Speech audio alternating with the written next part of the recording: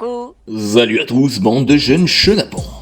Aujourd'hui, on va voir les règles baby-foot, mais on va voir des règles plus informelles que celles de compétition, les règles de baby-foot bistrot et lycée. Il faut savoir que les règles peuvent varier selon les mœurs de chaque joueur. Avant même d'aborder le déroulement d'un match, je vais m'assurer de ne perdre personne, et je vais donc faire une petite piqûre de rappel. Revoyons ensemble l'anatomie d'un baby-foot et le vocabulaire qui lui est associé. Bon, pour la démo, on va prendre un B90, c'est un baby-foot de compétition français, mais son nom fait italien. El Bonzini. Donc sur un baby-foot en général, on a, sur les baby-foot français, deux grandes rampes souvent rouges, qui servent à délimiter le terrain, mais qui peuvent aussi servir pour le freestyle. 4 cendriers, 2 de chaque côté. Il n'y en a pas sur tous les baby-foot, mais principalement sur les Bonzini. Par exemple, sur le mien, il n'y en a pas. En plus des standards, on a les barrettes pour compter les points, et à droite de ces dernières, on a 3 petits crans pour poser les pièces et préparer soit la prochaine partie, soit faire la belle. Si la balle vient à se poser et se bloquer sur la barrette ou le standard adverse, c'est pour les chanceux, et ça vaut plus 5 points. 4 coins égale 2 canards, souvent utilisés pour réengager la balle. On a 6 portions de murs recouvertes d'une plinthe chacune, et qui permettent de faire des lobes, slingshots, reprise du bois ou engagement contre le bois. On a aussi la pisette ou la vieille, on peut dire les deux, c'est le joueur le plus proche de votre manette en attaque. Il est jugé comme interdit car il offre un trop grand angle mort par rapport à votre adversaire. On a le droit de marquer un but de la vieille seulement si on le met en lobe ou en bande. Pour finir, chaque camp a sa défense, ses milieux, les demi et son attaque.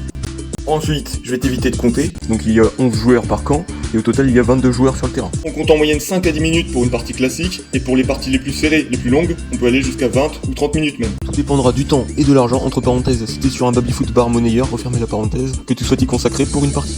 Maintenant qu'on a revu le vocabulaire, commençons par l'engagement. Pour la première balle, soit on réalise un pile ou face, et le gagnant peut engager depuis l'ennemi, ou alors on lance aléatoirement la balle en demi en frappant contre le bois. Pour le reste du match, on donne la balle au perdant en demi. Si la balle sort hors de la section d'ennemi vers l'une des 4 extrémités, alors on peut réengager la balle dans un des coins de la zone où la balle est sortie. Pour les balles coincées, immobiles ou bloquées, si la balle reste coincée au milieu du plateau de jeu, en demi, on réengage aléatoirement ou on fait un pile ou face. Si, là encore, la balle reste immobile près d'une des 4 extrémités du baby-foot, alors on réengage la balle dans un des coins respectifs à sa sortie. Les points. Comment les compter? Une partie de baby-foot se joue soit en 5 points, soit en 10 points. Il est à noter qu'il faut minimum 2 touches avec la balle pour comptabiliser un but. On a 1 point par but classique de la défense ou de l'attaque, et le goal ça vaut pas plus de points. Donc, betterave, cassette, poussette, machin chouette, snake, bande, tir du goal, reprise du bois, c'est que 1 point. Les reprises sont interdites car il n'y a pas de contrôle, ça vaut soit 0 points, soit moins 1 point pour les plus sévères. Pour les gamelles de Gargamel, lorsque la balle rentre puis ressort du but, le joueur qui a marqué peut décider soit d'enlever 1 point à son adversaire, soit de s'ajouter 1 point de manière classique. Ainsi, une gamelle est comptabilisée lorsque l'on entend ou voit une partie du but claquer. Et un demi en gamelle, ça se comptabilise pareil qu'un demi classique. Pour les plus rusés d'entre vous, vous l'aurez compris, une gamelle peut donner lieu à un score négatif pour votre adversaire, ou pour vous. Par exemple, on peut avoir une partie qui se finit sur un 10-1. On dit alors que c'est funny, et on passe sous baby-foot pour voir funny. Donc 10-0 une fois sous le baby, 10-1 deux fois sous le baby, 10-2 trois fois sous le baby, et ainsi de suite. En ce qui concerne les lobes, lorsque la balle saute au-dessus de la barre du goal et rentre ou gamelle, c'est plus de points pour celui qui a rentré le but. S'il y a un lob gamelle, alors on peut enlever moins de points à son adversaire. La repêche, c'est une technique de rat facultative uniquement utilisée dans les bars pour ne pas perdre de balle inutilement. Et cette technique est à vos risques et périls pour votre main. Plonger et rentrer sa main dans le but adverse afin de rattraper la balle et de prolonger la partie. Vous économisez comme ça une balle et votre adversaire peut s'enlever 1 point. Hashtag ratatatatata. Pour les demi. De manière classique, les demi sont comptés par le cumul de points mis en jeu. C'est-à-dire, si je tire mon premier but d'ennemi, alors 2 points sont en jeu. Si je réussis à marquer de l'attaque ou de la défense sans utiliser d'interdit, alors je remporte 2 points. Si je viens à tirer encore une fois des demi, on a trimi. Trimi, c'est le même principe que les demi, sauf que là, 3 points sont en jeu.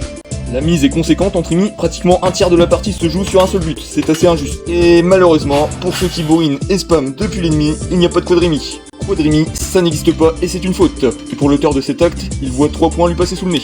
Il existe une autre méthode pour compter les demi, c'est la mienne, et c'est une méthode de feignant. C'est simple, vous comptez tous les buts depuis l'ennemi comme nul, 0 points et vous réengagez la balle dans un des coins des camps victimes de cette faute.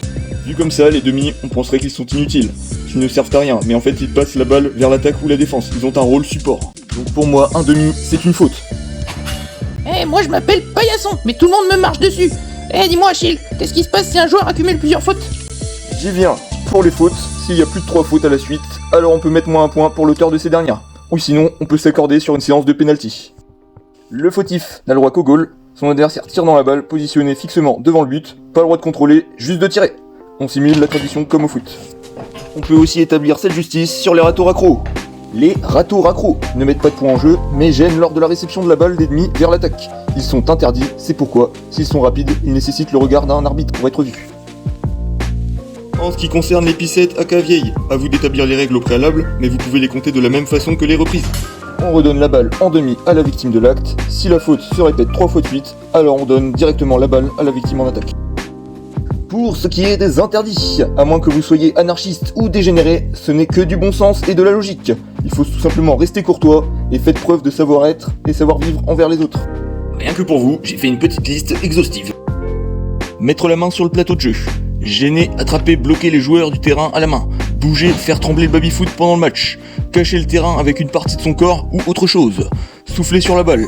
Ne pas attendre son adversaire pour commencer le match. Tordre les barres du plateau. Faire des roulettes. Faire des tacles. Ou encore faire les demi en fin de match. Pour ce qui est des roulettes, elles sont autorisées à partir du moment où elles sont contrôlées, c'est-à-dire un tour ou un tour et demi grand maximum. Si vous faites des roulettes abusées et que vous avez le temps de partir vous commander un café et que la balle rebondit partout tel un flipper, bien je pense que le baby-foot n'est pas fait pour vous. Tournez-vous plutôt vers le diabolo, je pense que ça va vous calmer vos nerfs. Et les joueurs de baby-foot ne sont pas des gymnastes sur barre haute effectuant des giants, ni des moulins à vent. Lorsque la partie touche à son terme, on dit balle de match ou ballon d'or. Il s'agit de la dernière balle à marquer pour gagner le match. On réunit tous les points au centre de la barrette et on peut finir la partie par un but normal ou on peut sinon contraindre à faire la dernière en bande, de la défense ou de l'attaque. Pour les plus habiles, on peut finir en lob, ce qui finirait sur un 11 points. Pour les plus futés d'entre vous, vous l'aurez compris, à 8 points, vous pouvez atteindre les 10 points en mettant un lob de 2 points. Et si vous êtes un HPI, vous aurez compris que vous pouvez directement gagner un match à partir de 5 points si vous avez mis une barrette. Soit une barrette ça vaut 5 points, 5 plus 5, 10 points. Certains marins douces vous diront que la barrette ne vaut que 3 points, ou alors ils disent que la barrette permet d'obtenir le même nombre de points manquants ou amassés sur la barrette de l'adversaire. À vous d'en décider. Parfois, les parties s'éternisent. Si la partie est longue et tendue et qu'il y a 9 à 9, alors on peut finir en beauté par des pénaltys sur 3 essais. Vous saluez et respectez votre adversaire une fois la partie terminée. Appliquez les règles de bistrot avec du bon sens et amusez-vous bien. C'était les règles de Baby-Foot Bistro, merci d'avoir suivi, tchuss. Psst, si t'es un mec de club ou de compétition, n'hésite pas à me mettre un commentaire de rageux et un bon gros pouce rouge, ça me ferait plaisir.